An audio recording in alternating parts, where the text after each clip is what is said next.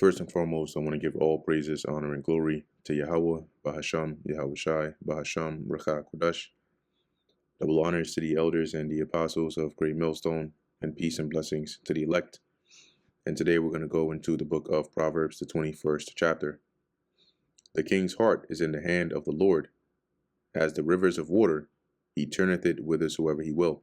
Now the king's heart, the king represents the ruler, and the heart, meaning their mind, is in the hand or the control or the power of the Lord. And as rivers of water, he turneth it whithersoever he will. So, when you look at how a river is set up, the water that flows through follows whatever path the river is. If it's a fall, you have a waterfall. If it makes a turn, the water follows that turn, following that stream, wherever it goes. So likewise, the Lord guides the thoughts of the rulers, right, however he wants. Verse 2, every way of a man is right in his own eyes, but the Lord pondereth the hearts. So they're, in in the eyes of man, whatever it is they're seeking to do, is right according to them. But the Lord, as it says, pondereth the hearts. Just look at that word, pondereth. Because ultimately, it's not how you see righteousness, but it's how the Lord judges it. Right, to be to measure, to regulate, to estimate, to balance, to weigh. Right, so the Lord weighs out, right, to be made even or right, be adjusted to the standard, to meet out. So the Lord judges or weighs the heart, and he weighs it by his scale, okay, to see what, how the Lord determines, whether a man is actually right or not, or whether his ways are pleasing to the Lord. To do justice and judgment is more acceptable to the Lord than sacrifice. And because when you perform justice and judgment correctly, you're obeying the Lord. And what did Samuel say to Saul? Let's get that real quick. This is 1 Samuel chapter 15, verse 22. And Samuel said, hath the Lord, this is when Saul disobeyed what the Lord said in his commandment to destroy all the Amalekites. And Samuel said, hath the Lord Yahweh as great delight in burnt offerings and sacrifices as in obeying the voice of the Lord? Behold, to obey is better than sacrifice, and to hearken than the fat of rams. See, so what justice and judgment are obedience to the Lord, because he has commanded us to judge rightly. And that's why it's more acceptable to the Lord than sacrifice. A fool can come and offer a sacrifice. It doesn't make them righteous. The Lord is looking for those that obey. An high look and a proud heart, and the plowing of the wicked is sin. You see, so a high look, which is pride, right? You have that arrogant, proud, staunch look, and a proud heart or a proud mind. All these, as it says, the plowing, which is also likened unto the evil actions, as you can see here, are all sin. Okay, let's see what it says here, or lamp.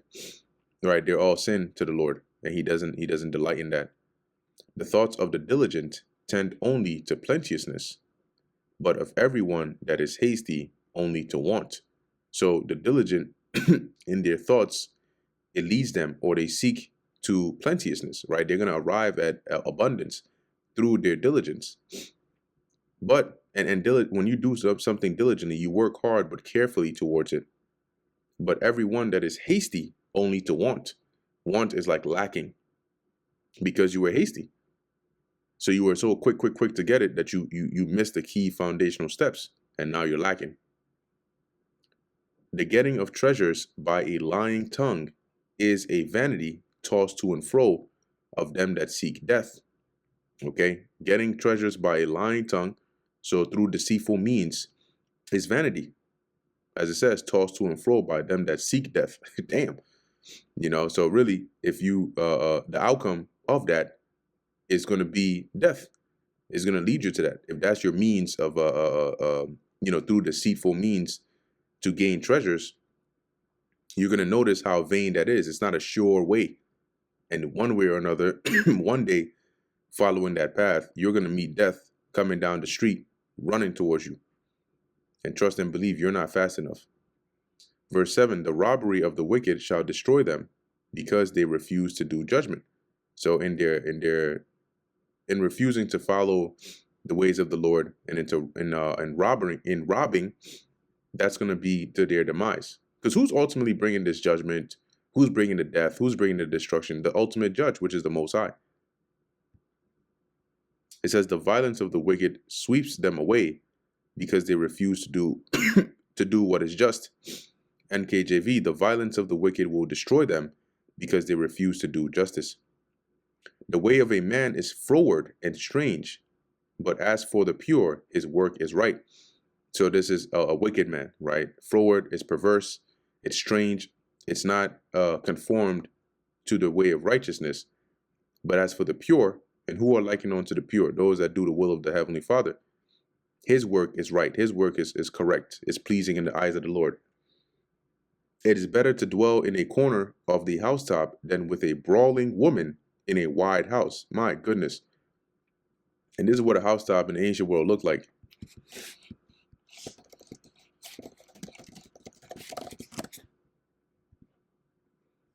Like this. So you could see that. That's also a good one.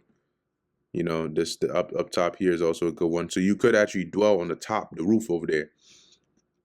But here he's saying you could have a big house, but you're better off dwelling, you know, at the top, a corner, on the roof, than in the house with a brawling woman. Let's look at that word brawling, because it ain't gonna be nothing but headaches. You have some people that they gotta escape to their car. Like today, you gotta escape to your car just to get some peace of mind.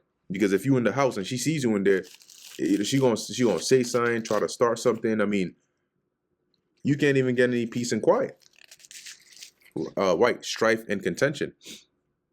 So the only peace you get is by avoiding her. And that is hell. The soul of the wicked desireth evil. His neighbor findeth no favor in his eyes. So basically, even those that are around him, his neighbor is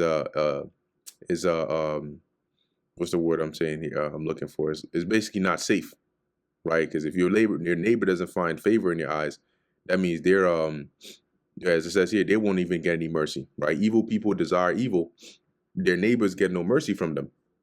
And the scriptures tell you what it is to do sin to your neighbor. When the scorner is punished, the simple is made wise. Why? Because they see the public example being made out of this corner.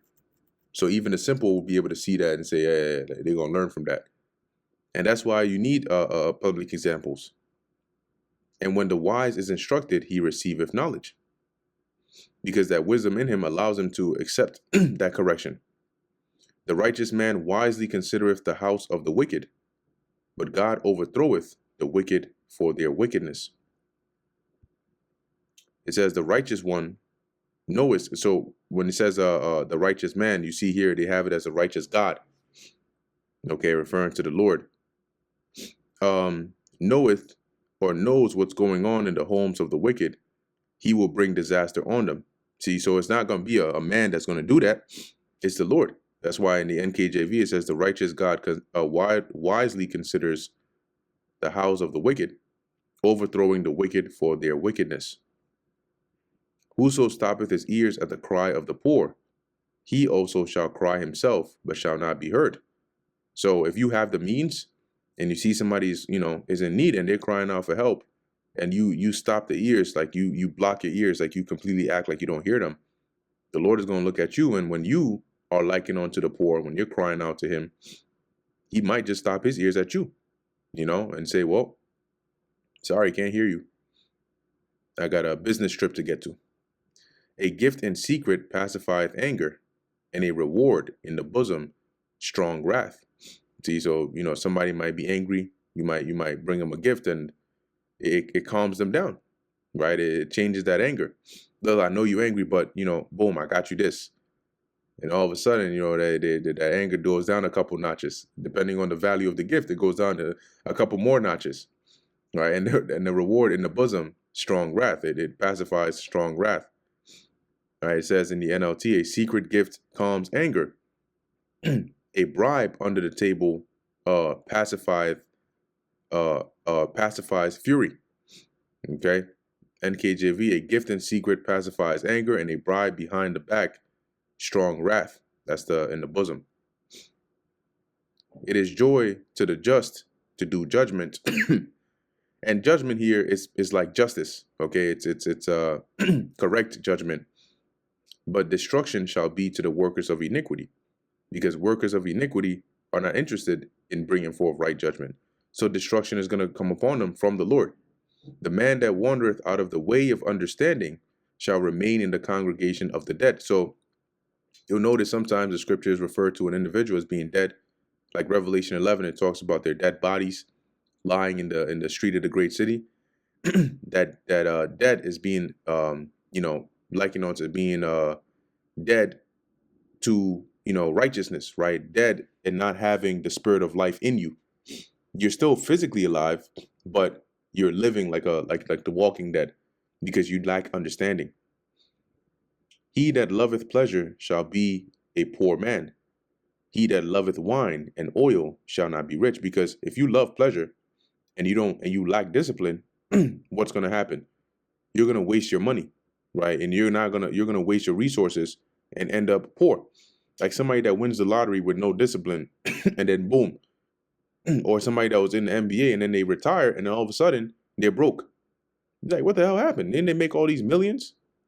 Because they love pleasure, they wasted it all, right? They love wine and oil, and so they don't that's the pleasures, right? Represent the pleasures.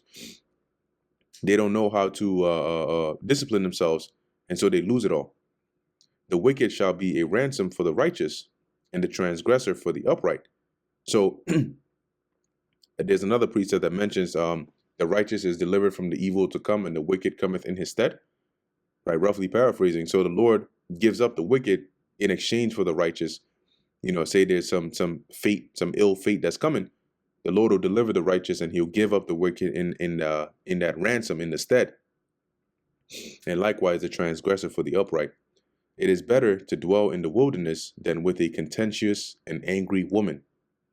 Now, really let that sink in. The wilderness, really? Who would willingly want to go into the wilderness and dwell there? Not many people, if any at all.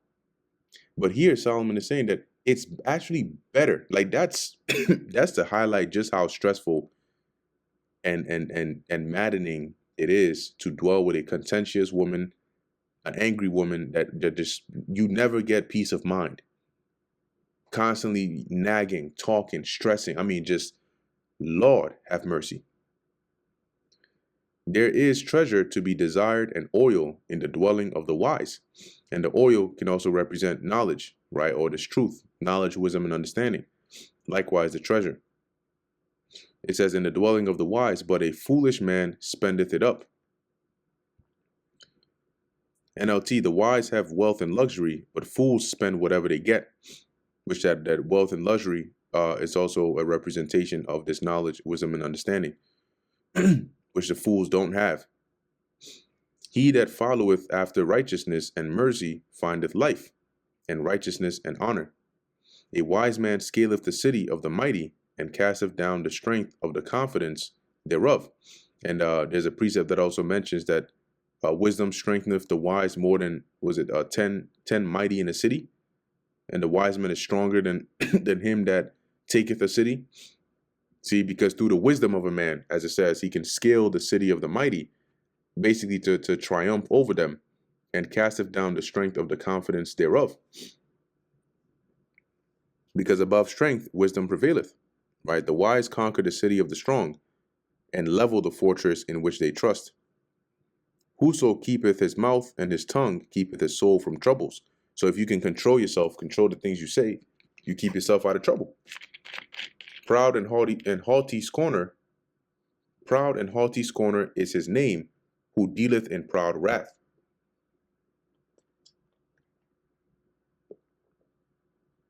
So if you deal in proud wrath, you're going to earn that reputation as a proud and haughty scorner. And along with that reputation comes the consequences of it.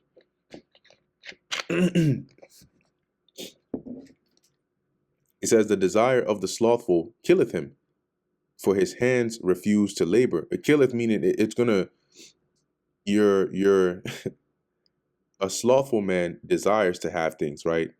They seek things, but they can never really achieve it. That's the killeth him.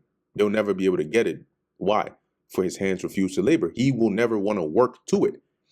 So he's always going to be eaten up by that desire, never being able to achieve it because of his laziness. He coveteth greedily all the day long, but the righteous giveth and spareth not. See? So he coveteth greedily. When you covet greedily, you, number one, you covet is to seek after what somebody else has greedily, right? And this is going into the wicked or the ungodly. But the righteous giveth and spareth not, meaning they're generous, right? They give. They, in Ecclesiastes, I think it's 11:1, it mentions that cast thy bread upon the waters, and you shall find it again. So they give it,